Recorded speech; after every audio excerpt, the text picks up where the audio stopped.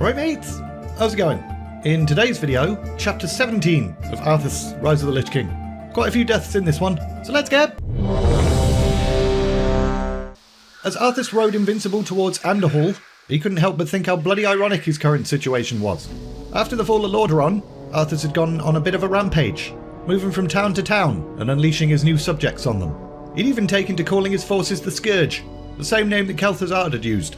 During this time, Frostmourne, or rather the voice of the Lich King, as it had revealed itself to be, had whispered some stuff. Firstly, stating the obvious, that there was no going back. Arthas had already kind of figured that out for himself.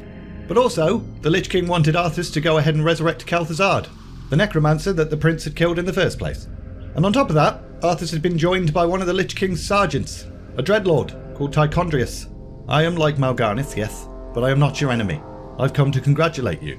By killing your father and delivering this land to the Scourge, you've passed your first test. The Lich King is pleased. Arthas felt two emotions upon hearing that bit of validation. Exaltation and pain. Yes, I've damned everyone and everything I've ever loved in his name, and I still feel no remorse, no pity, no shame. That was very much a lie. However, Arthas was aware of this lingering softness deep inside, and he was absolutely determined to kill it. And lucky for him, Tychondrius didn't notice and believed his lie anyway. Great. That rune blade you carry, it was forged by my kind long ago. The Lich King has empowered it to steal souls. Yours was the first one it claimed. Once again, Arthas experienced a whole rollercoaster of emotions. Stolen his soul, in exchange for saving his people though. But then, hang on, had his people even been saved? Ah, whatevs. Then I'll make do without a soul. What is the Lich King's will? Rally whatever's left of the Cult of the Damned, and then use them to recover Kel'thuzad's remains. As Arthas reached Underhall, he could see that the village was now nothing more than charred timbers. Which made sense, because it was on fire the last time he'd been here. But what didn't make sense was that the village should have been basically empty, apart from some undead stragglers. And yet, it wasn't. Arthas dismounted and had a sneaky little look-see. There were several men clad in armour, hanging about the cemetery and a small tomb.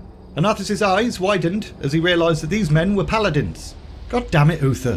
What part of I hereby relieve you of your command and suspend your paladins from service did you not understand? Frostmourne then whispered that it was hungry, so Arthas went ahead and charged. The paladins fought valiantly, but they all died pretty quick. Arthas! It was a voice the prince had heard before, however he couldn't quite place it. But as he turned to look, he recognised the man's face soon enough. Gavinrad. It's been a long time. Not long enough.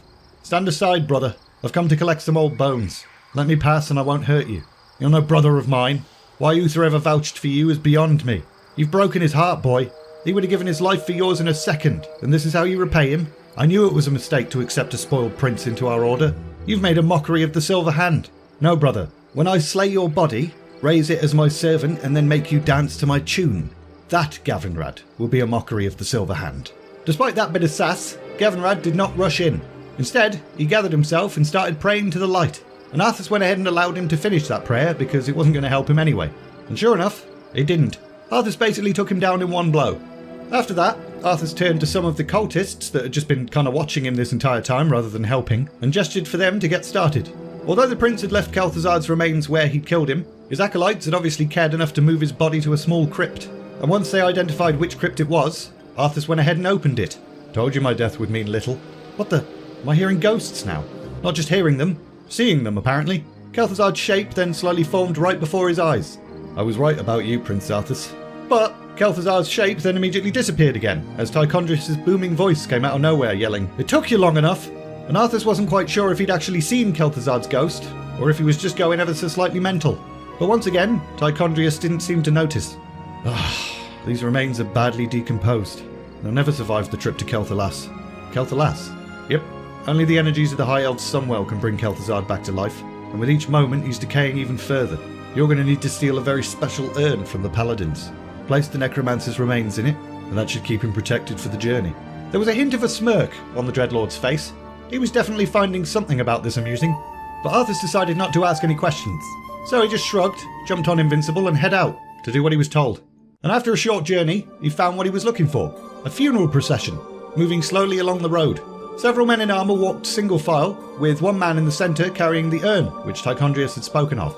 And it was at this point that Arthas understood why Tychondrius had been so amused, because the man carrying the urn was Uther. The dog returns to his vomit. I prayed you'd stay away. I see you still call yourself a paladin, even though I dissolved your order. as if you could dissolve it yourself. I answer to the light, boy. So did you, once. I did many things once, but not anymore. Your father ruled this land for 50 years, and you've ground it to dust in a matter of days. But undoing and destruction is easy, isn't it? Very dramatic, Uther.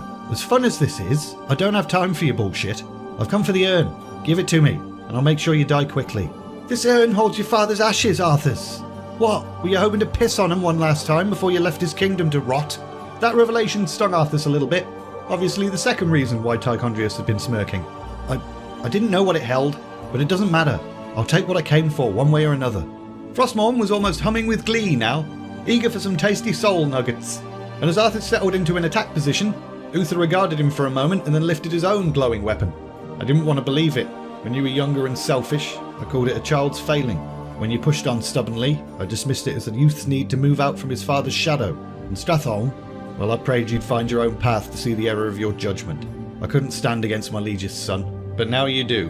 My last promise to your father. I would see his remains treated with reverence. You'll die for that promise. Possibly. I'd rather die honouring that promise than live at your mercy. I'm glad he's dead.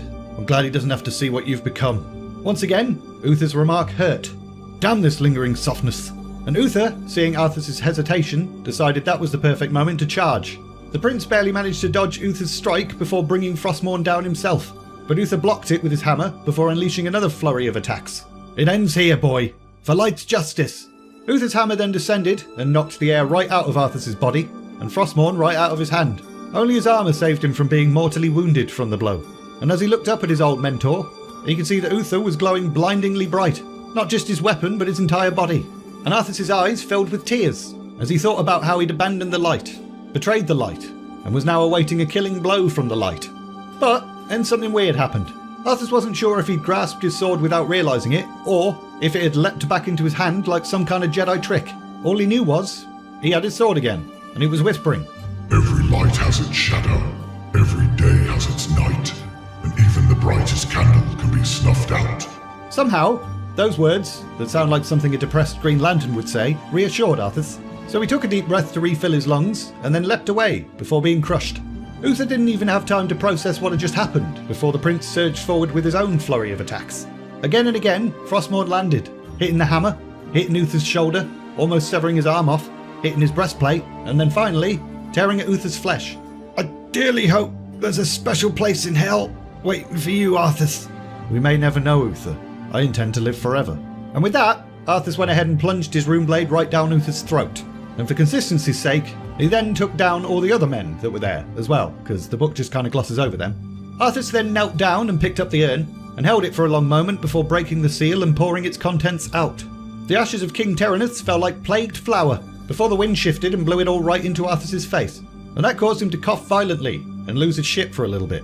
But he eventually composed himself. He then returned to the wagon that was holding Kel'thuzad's remains, ordered one of the acolytes to put the necromancer in the urn, and then mounted invincible. Kel'thuzad was not that far away. And we're leaving it there! So that was eventful, and the next video will be as well, because Sylvanas, and Darkan Drathea, and Anubarak, and all sorts of shit. So that's cute. As usual, link in the description if you're interested in buying this book. Also there's links to my Discord server and my Patreon page too. If you enjoyed this video, like, subscribe, all of that bollocks. And all that's left to say is, thanks for watching, and see ya!